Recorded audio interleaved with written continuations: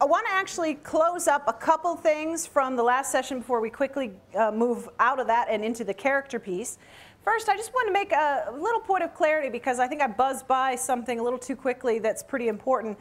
And that was this point. I think this gentleman raised it, but others of you were interested in it too. The difference between the doctor saying we don't have time to wait with all these people suffering and Martin Luther King saying we don't have time to wait while people's rights are being violated. The difference there, and you may dispute this, but I want to make sure I do it justice, is that on the one case, Dr. King was saying that autonomy was being violated, that basic principle, again, that categorical imperative, that was being violated, and that was what could not stand. That's what could not wait. The primary principle of ethics that you must honor people's free will. Whereas the doctor's saying what cannot wait is this cure for cancer because people are suffering, but the people who are suffering are not having their free will violated. No one gave them cancer. It's an unfortunate tragedy, but they're not having their free will violated actively by other humans. So that's the difference that I was trying to articulate, although I still very much welcome you to see that as a point to debate and discuss. But I want to make sure I did it justice before we plowed forward.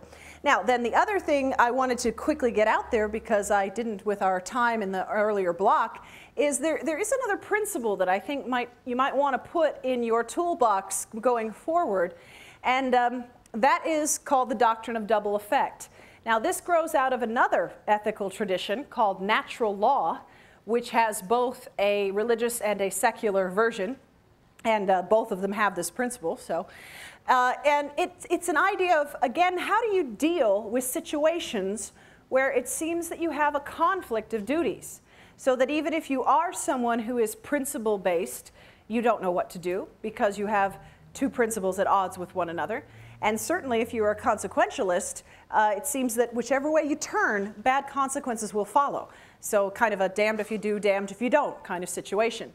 Well, the doctrine of double effect attempts to reconcile cases like that.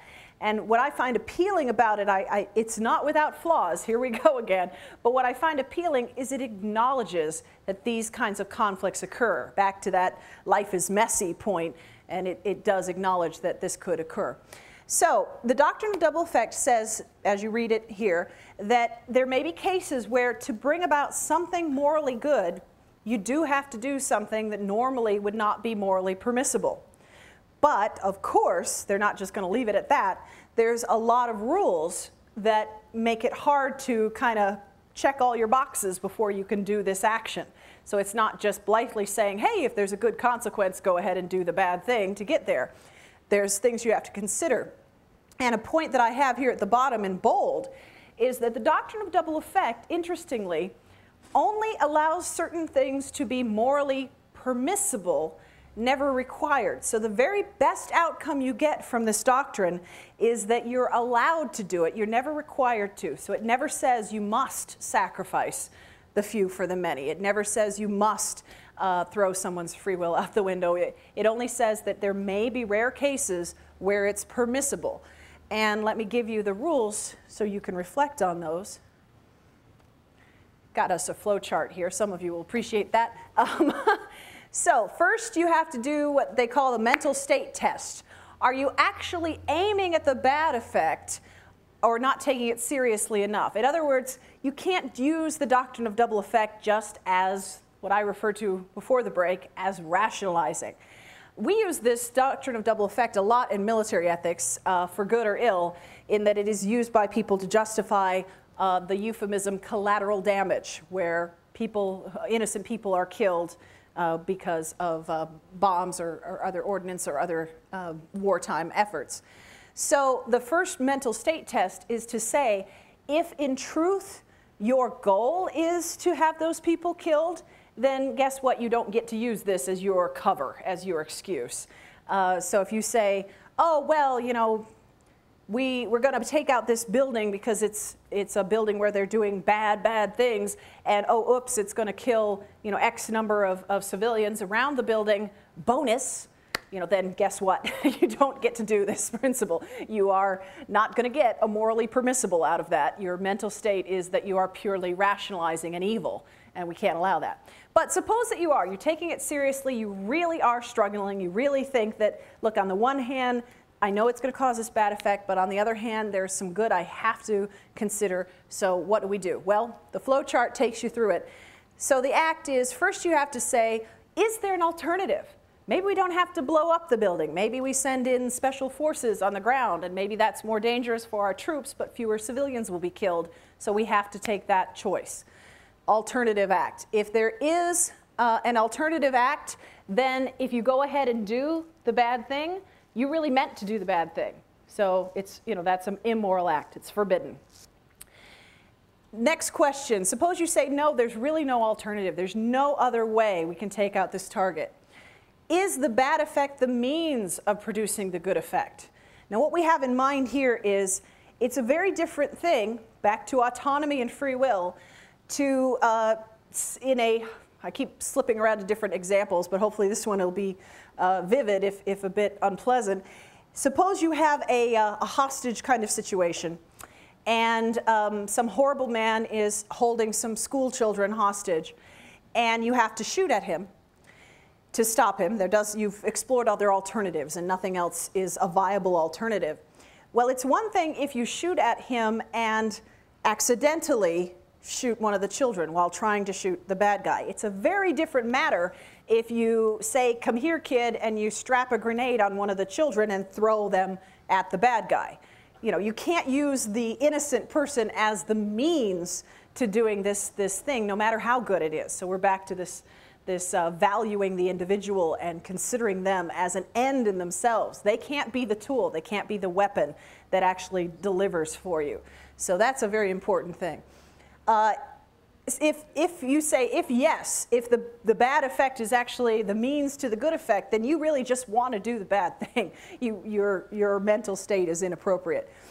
If no, it's a foreseen side effect, but it's not what you intend, then you move on to the last question.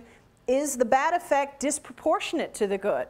And this is, of course, very important, because you say, well, okay, this is a very bad thing, and I'm trying to prevent this other bad thing, but hey, wait a minute, the supposed side effect is actually worse than whatever I was supposed to be trying to prevent in the first place. That's not acceptable, that's not proportionate. Then the act is again forbidden.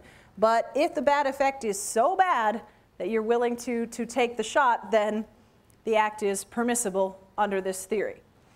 Throw out there again, very important point, you don't have to accept this theory. You don't have to like doctrine of double effect. But for some of you, it will answer a lot of your moral intuitions, that when you do get into a true conflict, if you run yourself through this kind of a test, it's a good gut check. We started with the gut, we're back to it here, that forces you to say, what do I really aim at here? Am I just rationalizing? Have I really explored the alternatives?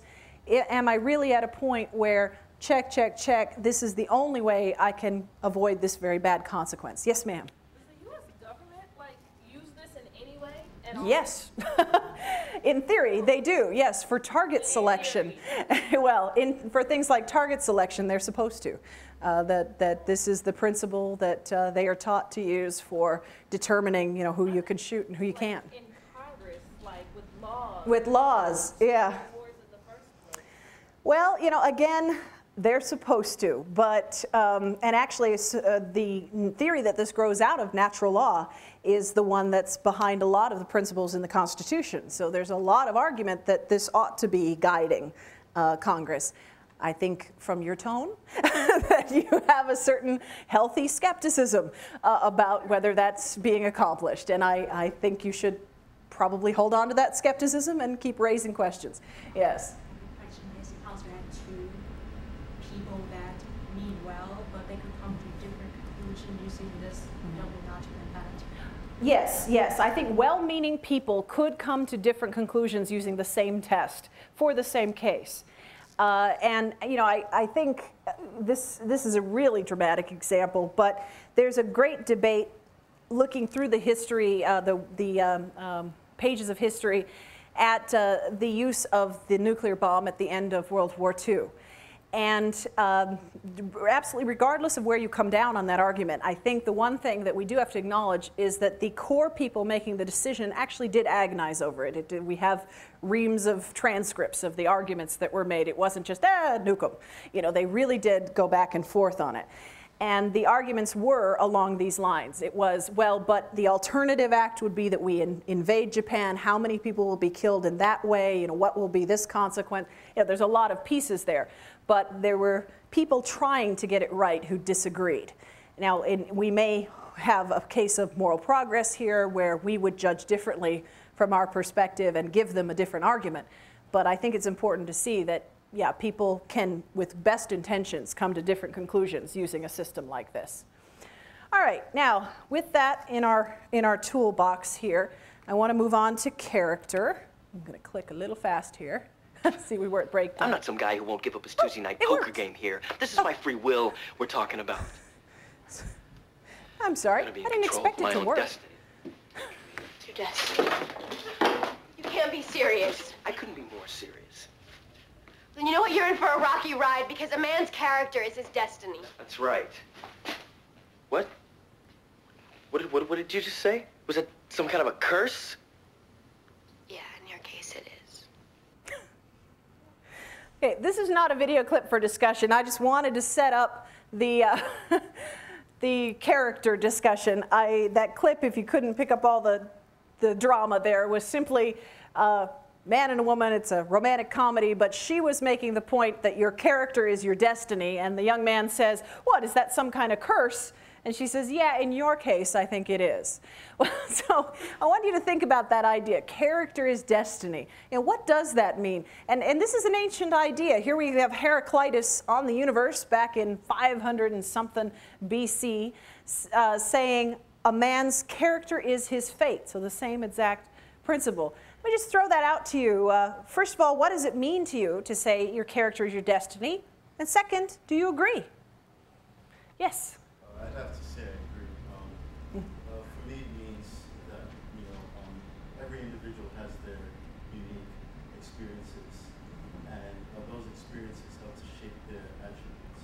And so for that reason, I can see how, you know, a combination of all their experiences can somehow shape their character. And I like the way you framed that because the philosophical school that I'm most comfortable with views character as a bundle concept. It is all of these attributes that you work on and develop through your life. It isn't any one thing, but it's that whole conglomerate of it that creates you. That's your identity in the end. And moving forward with those virtues and vices is going to define how your life proceeds. Any other thoughts or comments on that? Maybe we have on character as your destiny. Yes, ma'am. I think in a perfect world, your character would definitely achieve your overall, your entire life story. But there are situations where you have no power over anything, and there are other people that are able to influence, how your day is going, or in more significant cases, the direction of life. And so it's impossible to change. I'm not sure that you can hear her, so I'm going to repeat because I think she's telling us something that we need to hear. It's very important.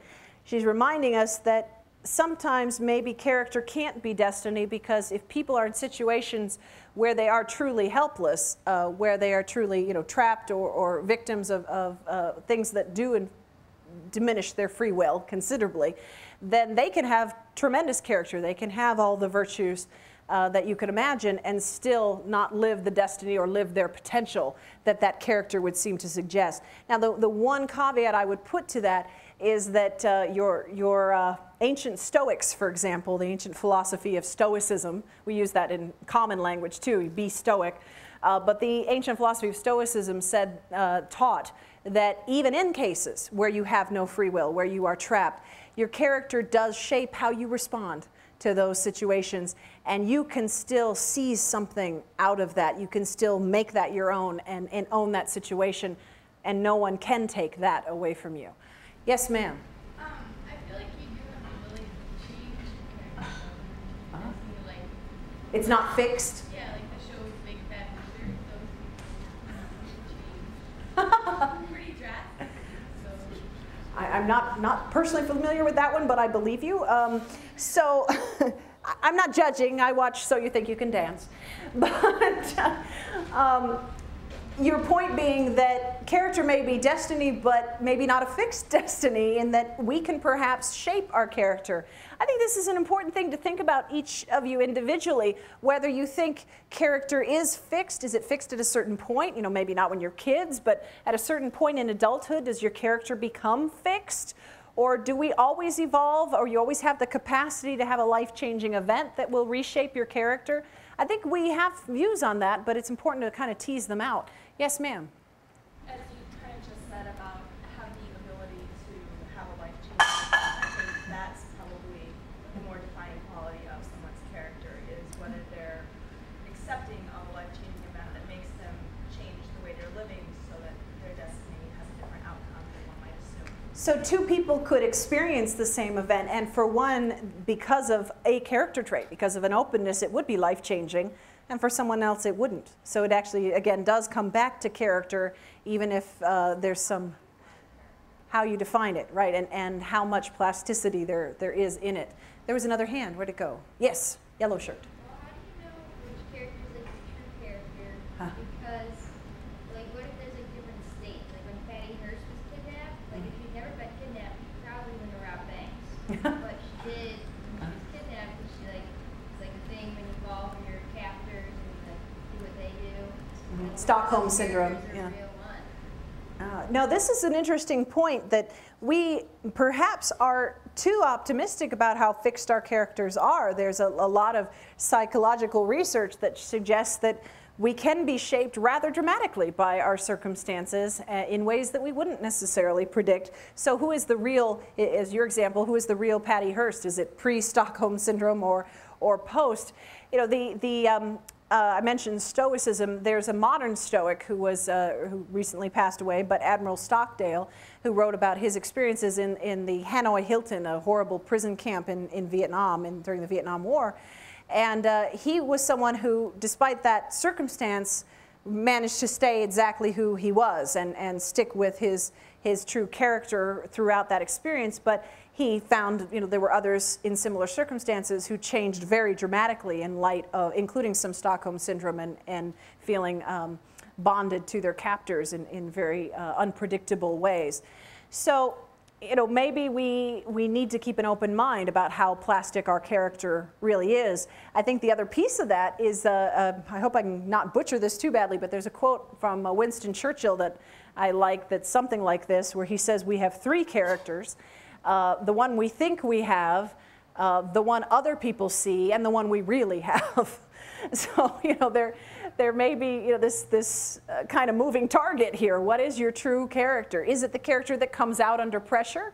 Is it the character that is you when you're calm and not being threatened? You know, what are your core defining traits? With that in mind, skip to the next slide here. Aristotle, who gosh, sorry about that, another dead white guy, but I'm not doing that on purpose. It's just the influence of Western world, unfortunately, in this PowerPoint. Aristotle was an ancient Greek philosopher, you probably heard of him, who argued that we do have control over how our character develops. And from his point of view, therefore, we are morally responsible for the virtues or vices that we possess. Because he thought character was a matter of intentional habit forming. And so you would, you know, as you're young, you're innocent, you don't really know right from wrong, but as you develop, you choose. And the choices that you make, you either strengthen certain parts of your character or weaken them. And ultimately, he said there will be some people who will just give up, and he calls them wicked, but people who just decide to embrace vice. But most people will fall into the weak-willed category, where they want to be virtuous, but they don't put enough effort into it, and so they let their vices guide their lives. And for Aristotle, he calls it the golden mean. Well, actually, he doesn't call it that, but history has decided to call it the golden mean. There is virtue to be found in moderation, in the middle. So you've got, for any quality that you might admire, the potential to go too far or too little, And it's up to you to do the hard work to understand where you are in that spectrum and where you want to be and how you make changes in your life to get you there. So take courage for an example. If courage is a virtue in the mean, then the excess would be foolhardiness. You know, you just do crazy stuff, extreme stuff. But the vice, the deficiency, would be cowardice. If you talk about any really other virtue, if you think of something like self-respect, well, you know, if you go too far into excess, you might have arrogance. If you go too far into deficiency, you know, you're meek and you don't respect yourself. You have low self-esteem. So he argues that we have to choose, we're required to choose habits in our life to bolster the areas where we're weak and try to avoid adding more vices to our list. Now, here we go, yay! Not a dead white guy. Buddha. Okay, Buddha had the same principle. And it's wonderful, I think, and perhaps an encouraging sign that they might be onto something, that Buddha and Aristotle came up with the middle path and the golden mean with no communication on the opposite parts of the world. And Buddha taught this very similar idea that the middle path falls between self-indulgence and self-denial. And he learned that by trying both himself. He was raised in great luxury, and so he knew the path of self-indulgence. And then as an intentional act, he experienced self-denial to see what that was like and to see if that would make him a better person. And he ultimately decided that that robbed him too much of the human experience, that if you deny yourself everything in the path of virtue, you're actually just not really being a person anymore. You're not living your life. So he argued too that there's this middle path that you shoot for, where you're not a complete hermit living up in a hillside somewhere, but you're also not, you know, living a life of excess and luxury and lack of direction. You find that middle between those extremes. Well, maybe they were onto something there. And Aristotle and incidentally also Buddha had the idea that you really do chart this path through your actions. So if you make little errors in your life, of course we all do that, but you got to watch it. If you start to rationalize, say, acts of minor cowardice in your life, you're training yourself to be a coward. And at some point, a serious issue may arise, and you don't have that fire in you anymore because you've been slowly extinguishing it gradually a little bit every day. So the opposite is what you want to strive for. If you want to be a courageous person when it counts, then force yourself, and it will be an effort, but force yourself to show a little moral courage here and there in your life so that you can know what that feels like and train your brain, if you will, to have that quality. To say, you know, okay, I'm going to stand up to that bully, or I'm going to help that person out, and I'm not going to just stand by or let those blinkers stay on. Because if you do that often enough, then when the crisis comes, maybe you've built this quality in you, this character in you. That's advice from Aristotle and Buddha. Which leads me to this bottom question here. How well do you know your own character? Now this next slide is really busy, but it's kind of cool. And it's borrowed from a colleague of mine. He and I used to teach at the Naval Academy, a fellow named Captain Rubel, and we tried to come up with an idea of how do we help people get this concept of taking ownership of your own character. And he came up with this idea of a chart. And it was based on a lecture I had given about, of all people, Benjamin Franklin. Oh dear, another dead white guy. Anyway, but Benjamin Franklin was talking about his life in his journals. And he talked about having read Aristotle. Sadly not Buddha, but he had read Aristotle. And he found that for his own life, it was very helpful to make a list of the virtues or other qualities that he wanted to possess, and to chart them daily and say, hey, I'm doing well on this, I'm not doing so well on that. And so he did it, and he did it throughout his life. We have these records from Benjamin Franklin. And you know, it makes for somewhat entertaining reading in some cases. It's a little Bridget Jones diary-esque in places, because he will talk about, you know, having made progress in some very important virtue, and then you know, not having done so well in another area. He struggled all his life with womanizing, for example, and didn't really get too far with that. But he did much better in temperance and a few other areas, and moral courage was one of them that he did make a lot of progress by his own charting.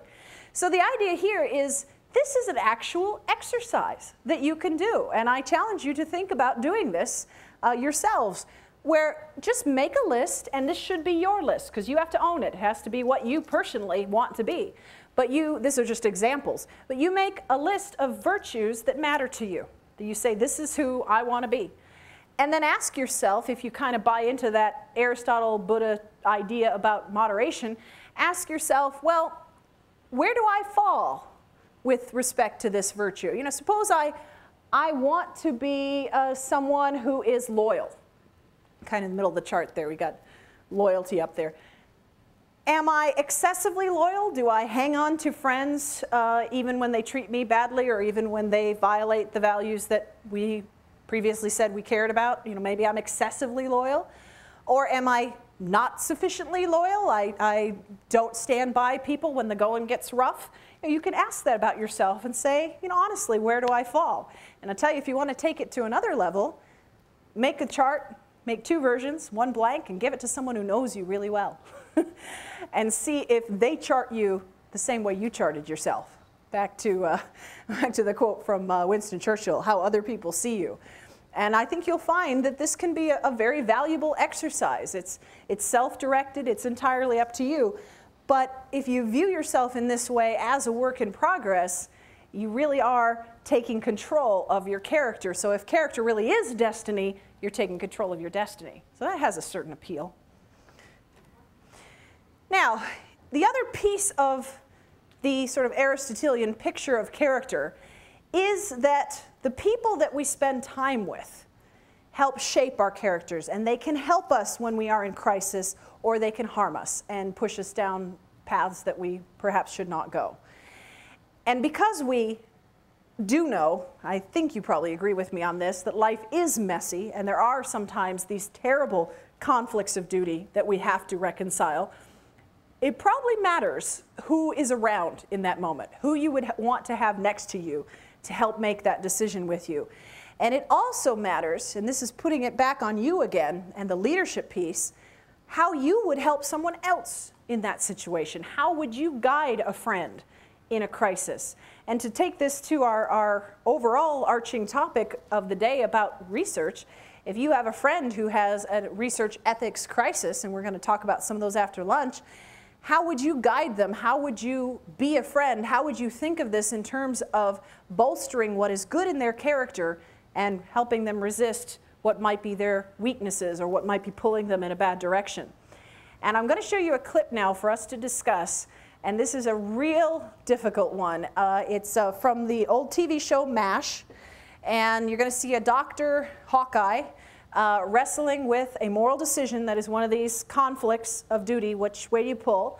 All the themes from this earlier morning session are going to come back to us, because you're going to see him struggling between a principle, namely his oath to do no harm, and an overall consequentialist approach that is pulling him towards doing an act of harm that he thinks will overall bring about greater good.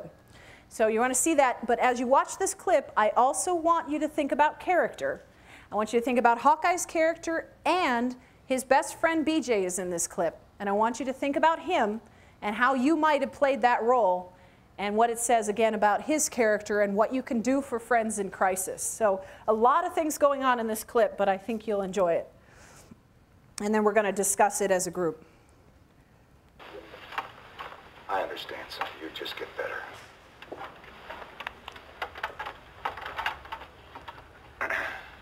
Men, I would like to visit with each one of you personally, but there isn't enough time. I want you to know I'm proud of you. The battalion is proud of you. One other thing. Your performance over the last few days has given me the confidence to submit a plan to I Corps. A plan for our battalion to spearhead a counteroffensive up Hill 403. And this time, men, we are going to take it. I know your good wishes go with us. God bless you. And thanks. Thanks to all of you. Impressive. Disgusting, but impressive. Colonel left out a lot of good stuff. What about Into the Valley of Death? Or Remember the Alamo? Or the ever-popular Damn the Torpedoes? Doctor, why don't you just take care of these brave men? I have not yet begun to fight. Colonel, before you go, I've been in this man's army 30-odd years. Never said this to a line officer before. I wonder if you aren't being a little careless with your men. Are you aware you have the highest casualty rate of any battalion commander? Why don't you try pulling back a little? You trying to put me out of my job, Colonel? No, I guess I'm just trying to get you to put me out of mine. Listen, how about I buy you a drink? Well, actually, I was thinking of buying you one. Wait a minute. You're going to buy him a drink? No, really. I thought we'd go back to the swamp and, you know, sit around and relax, and you could talk with the colonel while I, you know, mix the drinks. I talked to the colonel. Yeah, you know, while I mix the drinks. Hey, come on. Sure. Who knows? It might be fun. We'll have a great time after you, sir. By the way, Colonel McAvoy, you made it. McAvoy, the kid inside. He's all right. Oh, McAvoy. Listen, that was good work. That was good work. We're going to have a great time. Who's ready for round 2? Besides me. Well, maybe one more. Just to settle my stomach. Oh, you have a problem with your stomach? It's probably lousy chow here. Can't be that. Our food kills instantly. Nice and dry. Just like the last one. Oh, thank you. Let me get that, Colonel. Thanks, gentlemen. And one for me and one for you. You know, we're really not so far apart. Right. Opposite sides of the same fence. No, he's got a point. We're all in the same business. As surgeons, we'll sacrifice some tissue in order to save the whole body. You'll sacrifice a few men in order to what is it you get out of that again? A hill. You know, a rock. Oh, yeah, right. See, we're practically the same. Oh boy, that's smart. Your stomach again? Yeah. Let me see. Where does that hurt? Here? Oh! There. Oh, boy. Bad case of gastritis. Probably lay you up a couple days. Have you ever had your appendix out? No. Appendix? Yeah, acute appendicitis. That could keep you out for a week or two. 2 weeks? Oh, they'll take me off the line. I'll lose my battalion. Definitely your appendix. Wait a minute. You want to open him up and take out his appendix? Well, I could reach down his throat and get it, but that would be another 2 weeks. Oh, gee whiz, that sounds bad. What the hell do you think you're doing? I'm taking out that guy's appendix in there. You gonna get into your whites or what? You're talking about removing a healthy organ. No, I figure his appendix is about as sick as his mind. Doctors aren't supposed to take bodies apart. They're supposed to put them together. Why, so guys like that can take them apart again? You heard him. He's gonna take those kids up that hill tomorrow and send them back to us in pieces. That man is crazy. That doesn't make this right. Some things are wrong, and they're always wrong. Fine, it's wrong. But there are gonna be 100 boys still alive tomorrow. Go tell them how wrong it is. Damn it! Why don't you just stab him? Cutting into a healthy body is mutilation. Don't give me that. There aren't doctors back home who do unnecessary operations. You never heard of that? And for what? For a few bucks. All right, suppose you get him relieved of his command. What about the guy they send to replace him? He's gonna be better than this guy. He's gotta be. You don't know that for sure, do you? So I'll take them one at a time. What have I got to lose? Just your self-respect, that's all. You're a doctor of medicine. You cut into a healthy body, and you're gonna hate yourself for the rest of your life. I hate myself right now. I hate me, and I hate you, and I hate this whole life here. And if I can keep that maniac off the line by a simple appendectomy, I'll be able to hate myself with a clear conscience. All right, you want to play God, you do it alone. Fine. If you're going to keep talking about it, put a mask on. I don't want to run the slightest risk of infecting him.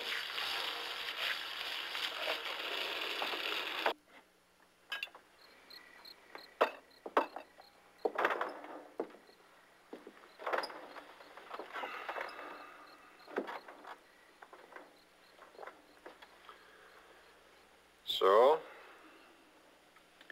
It was pink and perfect, and I tossed it in the scrap bucket. At least he won't be sending us any customers for a while. Uh-huh. Radar was just in here. In about 10 minutes, they're sending us a batch of wounded. 10 minutes? Attention all personnel. Time flies. Sorry, folks. Triage in the compound. Looks kind of heavy. You treated a symptom. The disease goes merrily on.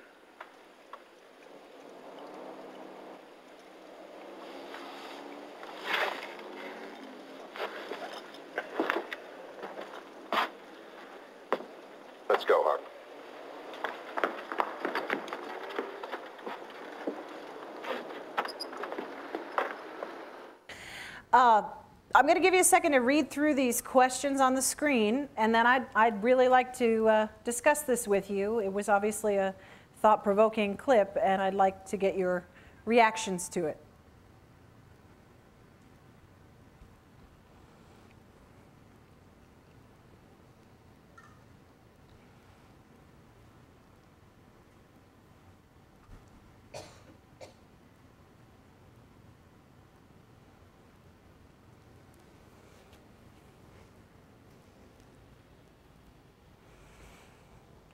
Okay, now, who would like to give me some thoughts on this first question? Did Hawkeye have better moral reasons to perform the operation than to act in accordance with his oath as a doctor? What do you all think? Yes, ma'am. I think he really believed he did. That may not be the case, but I think he really believed that what he was doing was all right. So if we talk about, as we did a little earlier, about the doctrine of double effect and the mental state of the person mattering, you're saying that this was very sincere. He wasn't taking lightly this decision, but he sincerely believed that his action was going to be the better one of these two choices. It was worth violating his oath. Well, it may have been affected by things he hadn't fully considered, but at the time it seemed like the right decision at the time. What about anyone else want to pass judgment? You know, we're not in his shoes, but we're rational human beings. We can use our imaginations. Did Hawkeye do the right thing? I mean, that's the gist of this question. Did he have a good reason to do what he did, and did he do the right thing? What do you all think? Should he have taken out that healthy appendix? Yes, ma'am. I think he could look for different alternatives that, like, in terms of the doctor, but still maybe make the guy not so out. Right, so you think maybe he didn't explore other ways to draw attention to that colonel's misbehavior, that he was too ready to risk his men for very little. And we saw the boss of Hawkeye speak to the same guy and try to talk him out of it. That didn't get anywhere, but was there another step they could have taken collectively? Could they have tried to bring this to the attention of someone higher up? Could they have tried to restrain him in some other way that didn't involve violating his oath as a doctor? Do you have sympathy? I mean, when you watch that clip, do you feel for Hawkeye? Do you feel like, yeah, I might have done that? I mean, how do you respond to it? Yes, in the maroon shirt first. Well, I mean, I kind of sympathize with his intent, but at the same time, the problem is that he's a professional doctor questioning the opinion of a professional officer. Yeah. And, I mean, while he might be saving 100 men tomorrow, you know, it was the colonel's call to take the hill because supposedly it's what's best. You know, it could be sending 1,000 men to the hospital in a couple months. Yeah, what it highlights too is, and I think your point really gets at this, Hawkeye threw aside his principle and went for the consequentialist, pure consequentialist reasoning, but he doesn't know all the consequences. I mean, BJ tries to point that out to him, but you can take it even further and say, really big picture, he doesn't know where things are in the context of the war, or what that hill is for, or why they need to take it. And you know, maybe there is a reason, maybe there isn't, but he is leaping very far out of his professional knowledge to pass that judgment. And the further he goes from what he has any direct knowledge of, the riskier that decision is, and the fewer consequences might be correctly guessed by him. He doesn't have the grounds to guess them. Now, right next to you, what was your thought? I mean, it seemed pretty fast reaction. Like, I thought impulsive a little bit. Yeah. He's like, well, what if they send like a worse guy? Like, yeah, that like I don't really know about that. I was surprised that he changed his mind. The writer were obviously trying to get us to think about that, but yeah, I think a little too fast. Yeah, there's a big discussion that also has to happen in ethics about where your emotion should be when you make these kind of decisions. I think that we go down the wrong direction if we say that emotion should never be in the picture. You know, we don't want to be some kind of emotionless decision maker. But we have to recognize what the emotions do in the decision-making process. And Hawkeye has just been, right before this scene, and you don't have all of that context, but he has just been struggling to save the life of a very sweet-faced kid who was one of these that was almost killed by the same colonel's actions before. So his emotions are very engaged in that moment. And yeah, BJ's trying to put the brakes on and say, well, wait a minute, you know, you need to take the longer view. You need to consider all these possibilities. And even if you are going to, again, act on consequences, you need to consider other consequences than the narrow ones that are demanding your attention because they've engaged your emotions. Yes? The point was raised about maybe someone worse would come in Yeah. as a commander. But wasn't it also mentioned in the clip that he did have the highest rate, or highest casualty rate of anyone else? Any of the battalions? Yeah. I mean, how much worse of a guy are you going to get? Well, that's true. I mean, if you put yourself in Hawkeye's shoes, he has been there. He isn't a military specialist, but he has been there long enough to see that this was unusual. It's not like he routinely takes out the appendix of the colonels that pass through there. This guy was different. So if he's playing the odds, it's not completely nutty for him to think that the next time around they would get someone better because they've seen better. First in the back and then up here. Yes? I feel like in order to answer the question of whether he was right, you sort of have to answer the question of how much someone's intentions matter. And we didn't discuss this in so many words, but it's kind of skirted around. I think that's a really important issue to bring up because, you know, how do you judge the importance of someone's intentions and maybe something that's not so great? No, I'm so glad you raised that, and you're right. That is another central issue in ethics than it must be. How important are intentions? I mean, we blithely throw around the phrase, you know, the path to hell is paved with good intentions. But in fact, when we're judging actions, because the consequences are so difficult to foresee, a lot of people actually will come to the conclusion that intentions matter the most. That if you are intending good and if your actions are coming from that intention, because we can't predict consequences, that is what matters. Whereas on the flip side, if you're intending evil and you accidentally do something good, you're not praiseworthy for that. We're not going to say that that's the moral path. We would rather have people try to bring about the good and be wrong than to just focus on consequences. There's a case that's usually used to talk about this issue. And it's, you know, suppose that someone is performing an act of, we call it a Good Samaritan act, where they attempt to save someone. And in attempting to save them, they actually make matters worse. You know, just maybe they're not a medical professional, they do something incorrectly in the CPR, and they actually reduce this person's chance of survival. Well, it's a moral question. Sadly, it's also become a legal question, but it's a moral question to ask. How do we judge them? If the consequences were that this person who might have otherwise lived is now dead because of your intervention, but your entire purpose for that intervention, there was no gain for you, your entire purpose was that you saw someone in distress and you were attempting to help them. Do we judge you on that, or do we judge you on the consequences?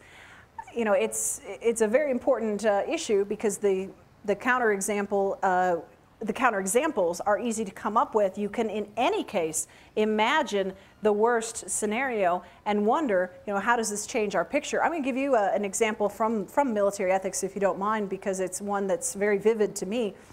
I worked with a Marine colonel who had served in Somalia during some of the hotter points of that conflict when the U.S. was engaged in Somalia.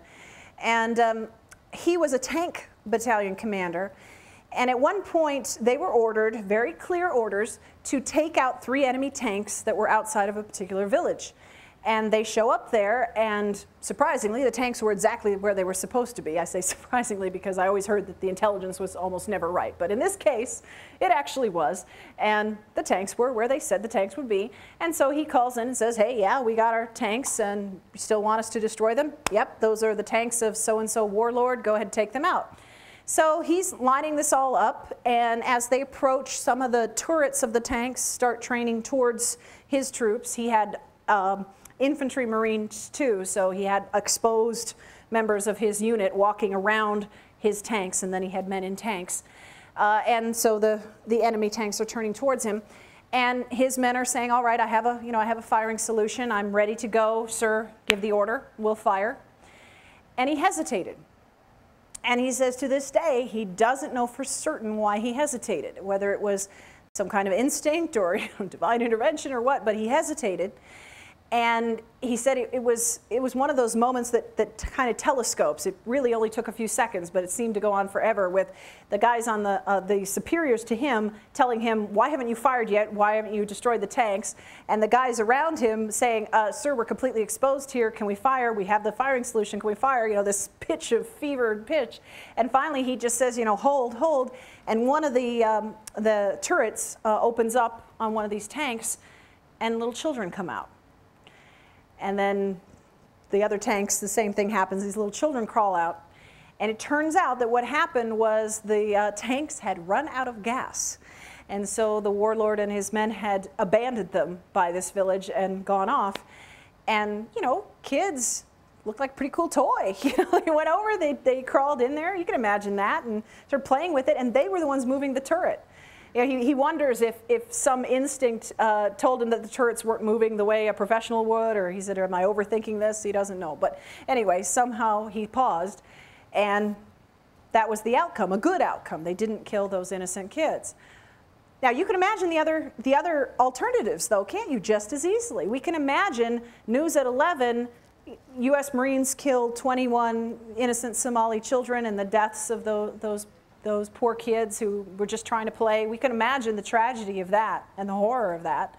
And we can also imagine that he was just dead wrong. He pauses that long. The enemy opens up, and he loses God knows how many Marines, and he's writing letters home to their families saying, your son is dead because I paused for no good reason. So we can see all of those. So how do we judge him? On the intention that he didn't want to make a mistake, that he didn't want to cause unnecessary collateral damage or death, or do we judge him on the consequences when they could have been any of these? I mean, it's scary to think how much of our moral lives might come down to luck. Let me bring you now to these other questions as our time ticks away here. What about Hawkeye's character? How do we judge his character? Just from this clip. I mean, some of you might know the show, some of you probably don't. It's getting kind of long in the tooth now. How do you judge him? Yes, sir. So those are positive things. You heard young woman in the yellow shirt, sorry, I don't know any of your names, saying, though, that he was impulsive. Do you think that that's fair, or? Well, he's acted more emotion, so I guess so, but like, he still has a good heart. Good heart. So again, if intentions matter. Yes, ma'am? He didn't actually stop the guy from killing people. He just delayed it for 2 weeks. So even though he has a good heart, he didn't do anything, you know? So you're critical of because of the outcomes. Even if his goal was to be like the most awesome person in the world and save 100 people and be, you know, their savior, well, all you did was delay the charge or delay that guy from leading people for 2 weeks. He didn't actually go to his superior. Like, if he had good logic, he would have gone to that guy's superior and he would have been like, this guy's killing people. I refuse to treat, you know, I'm boycotting, you know, I'm getting things done. I'm using my power as a doctor to stop this guy from being a leader instead of I'm using my power as a doctor to cut him up, you know, and delay him for 2 weeks, and then he's still going to go about and do his thing. So you would have liked to have seen, even with the same passion, a different kind of change working towards it. Meaningful way that prevents that guy from leading other people.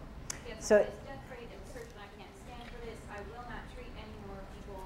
and maybe even put, you know, his career on the line in a different way than just violating his oath.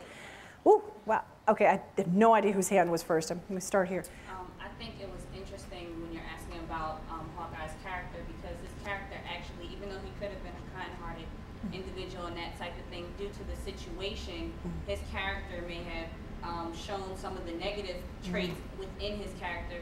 From the clip, it even says, like, when they were in conversation, he was saying, well, you're much like me. And in that scenario, it actually plans out where he is. He's willing to risk you know, putting this guy down, as opposed to, like, you never know what could have happened medically. If something could have went wrong, he could have, like, risked the guy's life, because with that pause, we were sitting here like, did he kill him? Yeah, yeah, you don't know, yeah. It's kind of funny because his character, even though, you know, everybody's built up on character, they're not only just, you know, a caring individual and meaning well, he still has rage towards that person, so even though you care and you mean well, that's still clouding your judgment.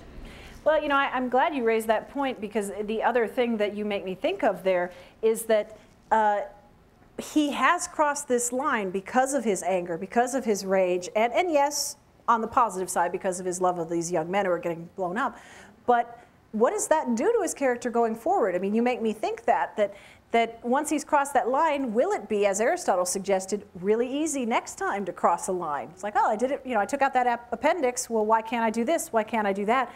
There's a playing God quality to it that could get addictive and be very dangerous. Yes, ma'am.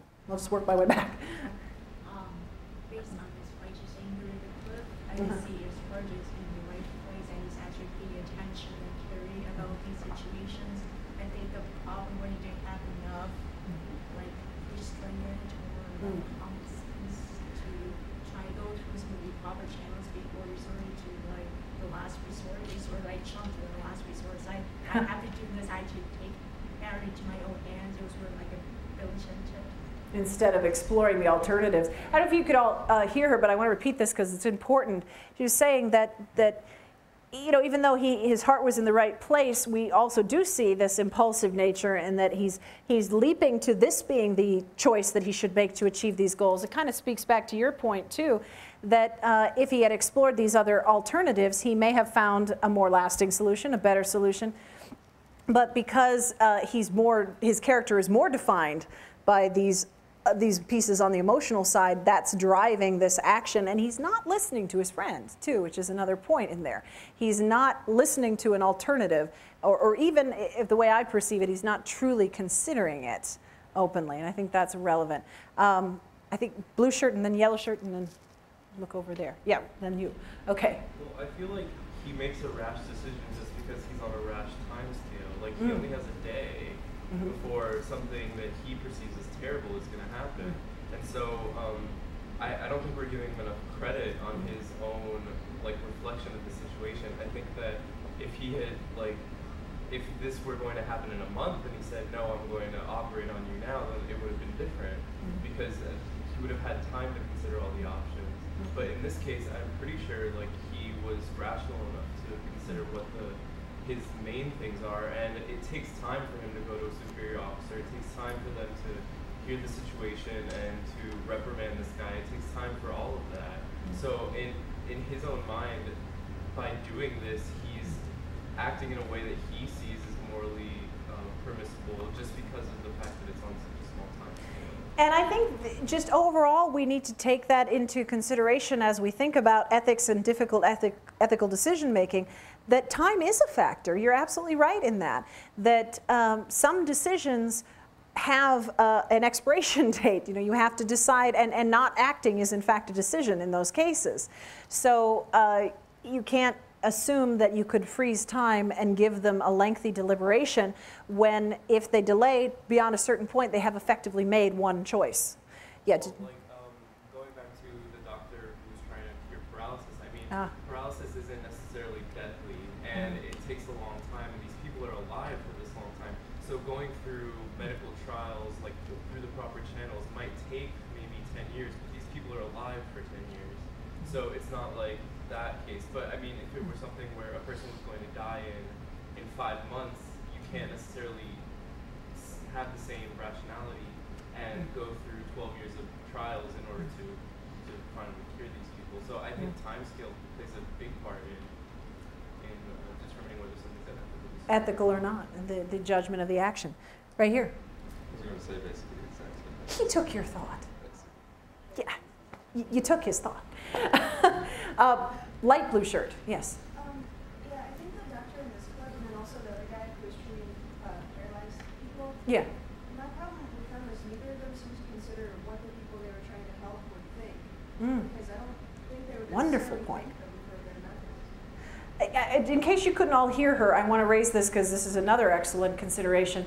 She's saying that the people who are making these decisions, whether it's the doctor in the first clip who was doing these experiments on homeless people, or Hawkeye taking out this appendix unnecessarily, the voices they're not hearing, or the opinion they're not asking for, is that of the victims they are supposedly acting to save. They're not saying, would you want me to do this for you in this case? They're not bringing them, into the discussion and saying, if to save you I had to do this very bad thing, would you be in favor of that or not? And generally speaking, in ethics, this is often neglected. We forget the viewpoint of the person that we're acting on their behalf, and then we creep back into something I mentioned before, a kind of paternalism. You just sit back, I know better than you, what's good for all of us, let me make the decision. Well, maybe that's a lot of arrogance in that too, and we need to say, let's talk to the people we're supposedly protecting and see if they want us to protect them this way. Maybe there's some other way that they would prefer that doesn't violate their principles. They would say, don't do this for me because I don't authorize it. You can't use me as cover. It's not my decision. Okay, I think dark shirt and then back. And then we're going to have to wrap up. Okay, go ahead. I just wanted to touch on one thing where you said, where the point was made that he could have gone through proper channels and gone to superiors. But I mean, one factor that hasn't been brought up in when you make the conscious decision to blow the whistle and something like that is are the ramifications on him and his job and how he's going to be able to perform it. Because the next guy who comes in is going to know that this guy blew the whistle on the reckless commander. And the soldiers are going to know, and it's going to change the whole dynamic of his job. Or they may just pull you out of that job. I mean, the reason this is relevant, the whistleblower situation is very relevant because you're making that determination. On the face of it, it often feels like blowing the whistle is the right thing to do.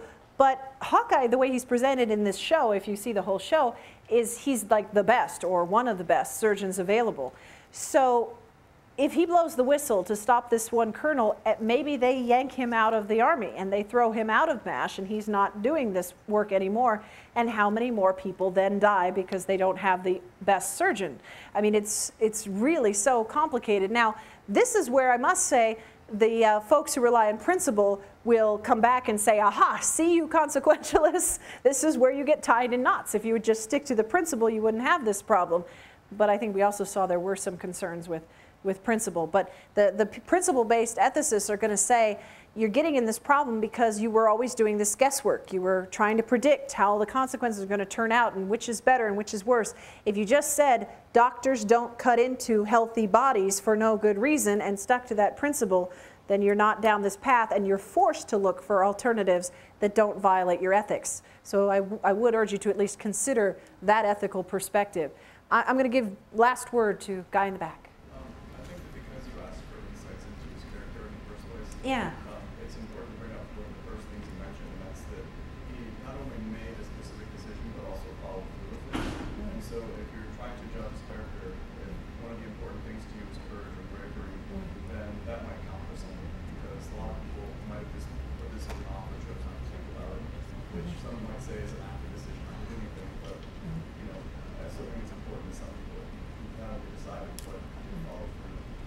Well, and there's a lot of folks in the school that say that true courage is realizing that sometimes any decision is better than no decision, and that you do have to act, and you have to take a stand, and if it turns out to be the wrong stand, then you follow through with the courage by owning that and taking whatever consequences come their way. So if someone did call him on it, he would continue to show courage and say, I did it for these reasons. It did seem like the right decision at the time. If you need to judge me for it, if you need to punish me for it, that's fine.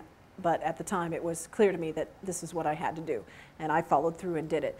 Now, we're out of time because I need you guys to be able to eat lunch here. But as you're eating lunch, I encourage you to reflect on these last two questions. And it is a kind of a personal thing for you to reflect on. But think about friendship and think about what Aristotle claimed, that our friends can encourage our virtues or, conversely, negatively, encourage our vices. Think about the role that BJ played there. Could he have done more? Should he have done more? What would you have done if that had been you in his shoes? And just kind of reflect on the role of friends in these kind of crises.